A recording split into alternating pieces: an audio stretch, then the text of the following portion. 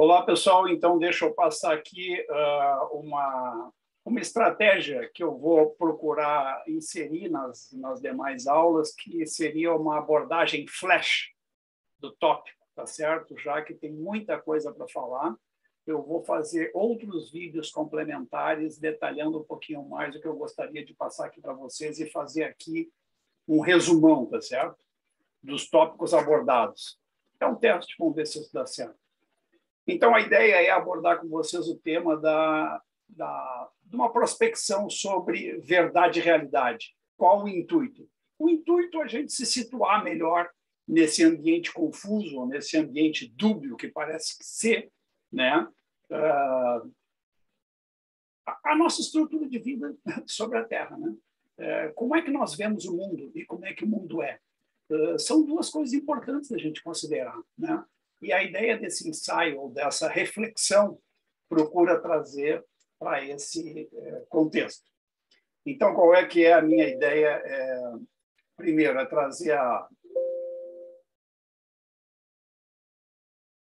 trazer essa abordagem, tentando diferenciar verdade de realidade. No dicionário, esses termos são sinônimos, tá? Mas se nós fôssemos forçar a barra para diferenciar isso, o que eu gostaria que vocês entendessem? Realidade como algo onipresente. É o que é. Que nós não conseguimos chegar nela, mas ela acontece. O meteoro que vai se chocar com a Terra daqui a 5 milhões de anos, assim como aconteceu há tempos atrás com os dinossauros, que extinguiu os dinossauros, ele já está em rumo da Terra no espaço? Verdade ou realidade? Bom, isso é uma suposição, mas vamos dizer que se isso existe, e há uma probabilidade que já aconteceu uma vez, pode acontecer de novo, sim, ele já está arrumando para cá. Se nós vamos conseguir destruir ele antes, não, mas ele já está arrumando. Eu já sei que ele está numa rota de colisão com a Terra, só que eu ainda não identifiquei ele. Então, existe uma realidade da qual eu ainda não conheço ela e ainda não está dentro da minha alçada de verdade. Por quê? Porque eu desconheço. Então, a ideia seria que a realidade seria onipresente, é o que realmente acontece, sem ninguém necessariamente ou poder identificá-la plenamente. Verdade é aquilo que eu consigo me aproximar dessa realidade, é a leitura que eu faço.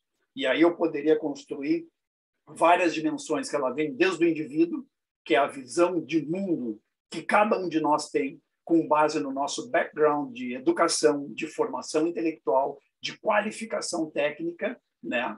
E coletiva. Quando nós também vivemos em sociedade, nós temos e fazemos, compartilhamos determinadas visões de mundo e valores, né? Quando eu falo em ambiente científico, o que está publicado nos livros e que eu procuro passar para toda a sociedade através da formação escolar e mais elevadamente na formação universitária e mais no limite do conhecimento na formação da pós-graduação, ciência e tecnologia, essas pessoas conversam entre si. Então, elas têm, na medida em que elas debatem e conversam, elas têm uma comunhão sobre as verdades dos mais diversas facetas sobre o mundo, tá certo? E há uma assimetria entre todos nós e alguns campos de união, aonde a gente compartilha essas verdades, sendo que nós jamais poderemos afirmar, né, com raríssimas exceções, que algumas verdades elas são idênticas à realidade, até por uma dimensão muito lógica de que a realidade está sempre mudando.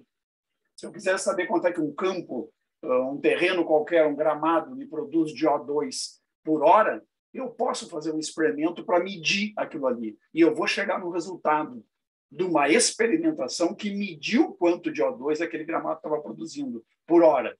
Mas aquilo é uma experimentação. Eu fiz uma amostragem e depois eu multipliquei pelo tamanho da área que eu estou querendo saber. Então, aquele número, eu acredito nele como sendo verdade, mas ele é um resultado de um experimento científico no qual eu usei probabilidade de que aquele número seja o correto. O número exato de gramas de O2 que um gramado está produzindo, talvez ele seja inatingível, mas eu me aproximo dele. Uma doença séria, né, silenciosa, câncer é assim, já pode estar no meu corpo, e eu me julgo uma pessoa super saudável, mas eu já tenho a semente da célula cancerígena que está se desenvolvendo, apenas ainda não se manifestou.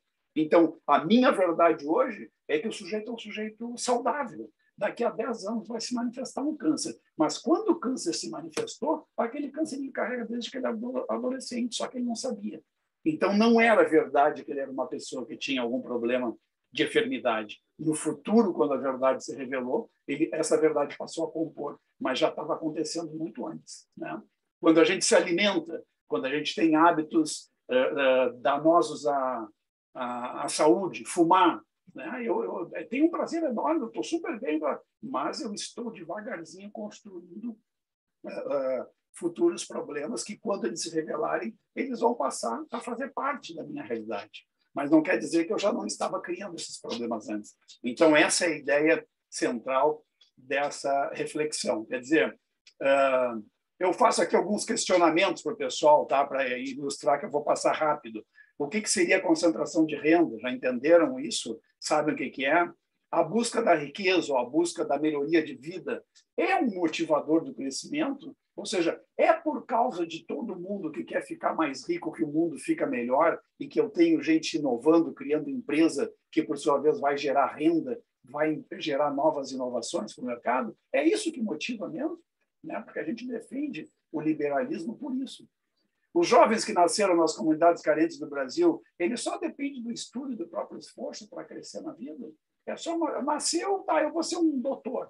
E é fácil ser? Ou existem diferentes realidades que vão impondo mais ou menos dificuldade? A pobreza no Brasil, ela mata gente? Tem ideia de quantas pessoas morrem? Se a fome não mata, que consequências a fome poderia trazer na formação infantil de crianças? Né? Que consequências teria a supressão alimentar na formação do cérebro de um ser humano? Né? Qual é a dimensão disso? Qual é a tua percepção sobre a relação da pobreza ou fome na infância e produtividade de uma economia? Né? Qual é o conceito de produtividade de uma economia? As pessoas produzirem mais por hora. Isso depende de qualificação, concordam? Pessoas mais qualificadas, bem treinadas, com discernimento para resolver problemas, a economia vai produzir mais riqueza por hora.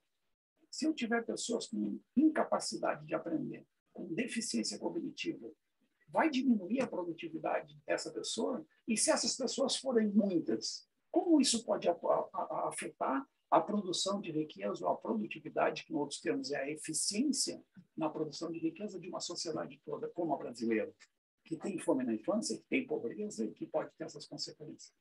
Então, pessoal, para fazer essa ilustração, eu coloco para vocês uma série de vídeos no trabalho assíncrono que vocês vão fazer nessa disciplina, dos quais eu destacaria alguns ali, que, se for para fazer uma compreensão mais didática, eu até pediria para vocês pararem esse vídeo agora e irem lá olhar os vídeos que eu separei, tá? Para pegar uma concepção um pouco desses conceitos de verdade e realidade. Mas o fato é que quanto melhor informado eu estiver, mais próximo da realidade eu estou. Então, estudar, né? Ou então se expor à informação, né? Se informar, vai me dando maior riqueza de compreensão da realidade. Para cada nova perspectiva do mundo que eu não sabia e passo a aprender ou compreender, aquilo vai melhorando a minha percepção de realidade. Na medida que eu vou estudando muito, eu começo a ligar vários conceitos ponto a ponto e vai me dando uma ideia mais clara de contextualização do mundo real, né? Repito, sem nunca chegar nele. Então, essa figura aqui, por exemplo, ilustra bem isso que a gente está querendo dizer. True, com o final UE, verdade em inglês. Conforme a perspectiva que a pessoa está olhando, a projeção desse objeto, ela está enxergando uma verdade, mas uma verdade assimétrica, conforme a posição da visão. Conforme a perspectiva que eu estou olhando, eu quero que vocês façam uma simetria, um paralelo com a questão do grau de informação que cada um de nós tem sobre os aspectos da vida em sociedade, sobre os aspectos do conhecimento científico. Por que eu publico e discuto em congressos os resultados das pesquisas? Para que haja essa comunhão de conhecimento. e as pessoas, uma vez absorvida a comunhão das novidades que foram geradas no período, passem para padrões mais elevados de desafiar as questões do mundo. Porque muitas coisas que eu achava que não sabia foram descobertas e pesquisadas por outros pesquisadores. Então, na medida em que eu tenho mais discussão, mais difusão de informação, mais nós vamos nos aproximando de ler essa realidade, ou this is truth, com TH, que aqui eu poderia ilustrar como realidade, tanto no português realidade e verdade, como no inglês truth e true, não tem uma diferença clara, sabe? Eu estou forçando a barra para isso. Mas eu estou dizendo que a realidade que é um cilindro que tem ali. E as outras partes são visões parciais desse cilindro. Sendo que, para aquelas pessoas que só conseguem enxergar dessas perspectivas, aquilo ali é verdade. Mas se eu não tiver uma concepção de será que a verdade do que eu estou vendo é toda a verdade? Ou seja, eu estou tendo essa visão, mas eu não sei se é com certeza. Pode ter mais coisa aí por trás. Então, esse simples levantamento da dúvida já vem como uma razão de ser do que a gente está querendo explicar aqui. Então, eu teria, por exemplo, a verdade A de uma pessoa que tem um conhecimento específico, a verdade B, outra pessoa com a verdade C. Na hora que eu me reúno com uma pessoa que tem a verdade B, eu com a verdade A, nós vamos conversar e discutir, e aquilo ali nós vamos compartilhar. Então, nós dois passaremos a ter um entendimento mais ou menos comum sobre a realidade, sobre a aproximação, né, de uma determinada verdade. A mesma coisa, a verdade B vai conversar com a verdade C, e na medida que esses dois conversaram, eu já construí um pouquinho melhor, eu já estou mais amplo em termos de visões de conhecimento, me aproximando da realidade que eu estava antes só com a minha verdade.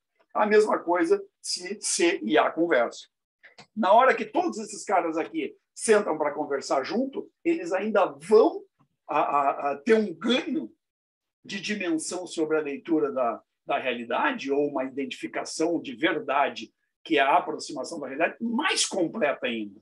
Né? Então, vocês vejam que a interação entre as pessoas, a troca de informação, a troca de conhecimento, vai dando uma uniformização sobre o conhecimento comum, sendo que esse conhecimento comum ele jamais vai se aproximar ou jamais vai chegar, se aproximar, ele se aproxima, da realidade pura e simples, que é onipresente e talvez, em muitos casos, inatingível. Então, pessoal, o compartilhamento de conhecimento e informação vai permitir que a gente se aproxime da realidade. Só dessa forma eu aproximo. Então, vocês que estão no início da formação superior, quanto antes vocês conseguirem absorver a maioria do conhecimento, que só na universidade já é imenso, mas complementarmente a ele, outros conhecimentos sobre a vida, sobre o mundo, sobre as interações sociais, hoje nós estamos em guerra no mundo, sobre as interações geopolíticas, melhor eu vou compreendendo esse gigante que é a estrutura socioeconômica em que a gente vive. Bom, daí um dos mecanismos que nos traz isso é o método científico. René Descartes, século XVII, ele traz, então, é o cara aquele da famosa frase penso, logo existo. Né? Na verdade, a frase é muito mais elaborada que isso, mas isso é uma simplificação. O desafio é o seguinte, a partir de agora, até então, era misticismo, era crença, era observar o mundo e ler o mundo como ele era, e aquele é o mundo certo. Não, o mundo ele só vai ser se eu puder comprová-lo. Então, eu só vou passar a acreditar nas coisas que eu posso comprovar. E o método científico, então, surge daí. Eu vou observar o mundo, eu vou criar questionamentos sobre por que o mundo é assim, não é assado, eu vou criar hipóteses, por que o mundo não é diferente? E se ele fosse, mudaria? Eu vou testar essas hipóteses através de um experimento, eu vou avaliar esse experimento com mecanismos técnicos, metodológicos envolvendo probabilidade estatística, e eu vou concluir, negando ou aprovando aquela hipótese como verdadeira ou falsa, com uma probabilidade de estar correta. E, a partir daí, eu passo a construir novas verdades. Eu vou documentar isso para que todo mundo possa interagir e ter conhecimento sobre essa nova descoberta que eu fiz. E, a partir daí, eu vou criando novas perguntas, vou fazendo novas observações e vou criando um novo conhecimento. Então, do método científico de Descartes para cá, século XVII, o mundo nunca mais pensou diferente. E a evolução que nós tivemos com base nisso, das centenas de anos ou milhares de anos que antecedeu esse período, são inquestionáveis e fantásticos, né, pessoal? Então, o que o mundo andou em 250 anos, 300 anos recente, comparado com 5, 10 mil anos anteriores, é uma verdadeira revolução. Então, eu vou observar o mundo, né? Eu vou me utilizar de filosofia e conhecimento científico para procurar desvendar o mundo. Isso vai me dar novo conhecimento sobre o mundo que eu observei. Esse novo conhecimento vai ser obtido através das verdades científicas, aquelas que eu posso comprovar, mas mesmo me aproximando e sendo inatingíveis ou infindáveis essas verdades científicas, elas nunca vão chegar na realidade pura e simples. Elas me aproximam da realidade, mas nunca são a realidade plena, tá certo? Porque a realidade está sempre mutando, né? Então, eu comprovo, obtenho algumas verdades, mas eu estou sempre reavaliando. Por que isso? Lembram da curva normal? Para aqueles de vocês que fizeram estatística, a distribuição normal de frequência. Eu observo determinados fatores, eu vou plotando numa tabela, aí eu agrupo quanto por cento que deu o resultado que eu esperava. Deram de 100 observações, 80 deram tal resultado. Aí 10 deram um pouquinho menos e teve mais 10 que ficaram nas pontinhas ali da curva. Não deu esse resultado, deu um resultado contrário, mas esses 10, 5 de cada lado, a menos e a maior que deu, eu não vou considerar como realidade, né? Eu vou considerar como verdade científica os 90% aqui que respondeu a minha hipótese de maneira positiva. Ora, aí já está entregando de cadeirinha de que a realidade não é a verdade científica, porque a realidade tem que considerar a totalidade das observações. Por que apareceram dados que não concordaram com a minha hipótese? A maioria concordou, então eu aprovei. Ela é verdadeira, ela é parte da verdade, porque tem uma parte que não concordou. E essa eu descarto na ciência.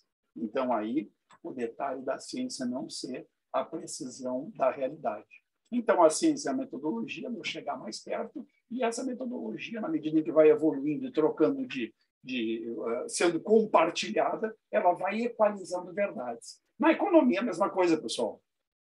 Eu utilizo da ciência, quanto mais conhecimento e mais informação eu tiver, mais eu elimino a desinformação, sendo que a economia é um ambiente social, difícil da gente avaliar todas as variáveis. E olha a dinamicidade dela, né? Eu faço uma política pública, eu não tenho certeza se vai dar o resultado esperado.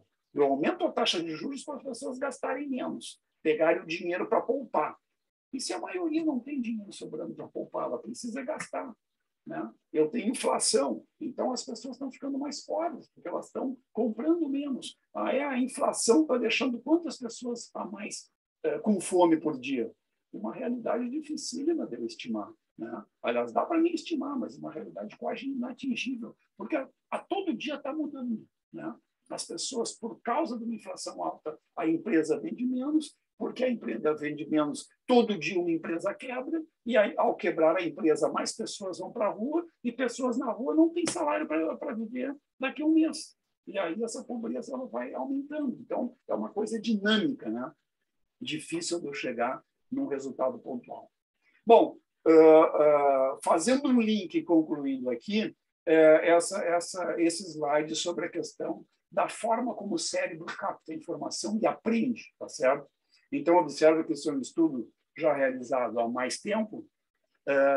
Na medida em que eu vou evoluindo, eu vou incrementando o método de chegar mais perto da prática daquilo que eu estou querendo ensinar ou aprender, mais vai aumentando a minha capacidade de captação de informação. Se você senta numa biblioteca para ler um texto, a capacidade de aprendizado tem um efeito de 10%.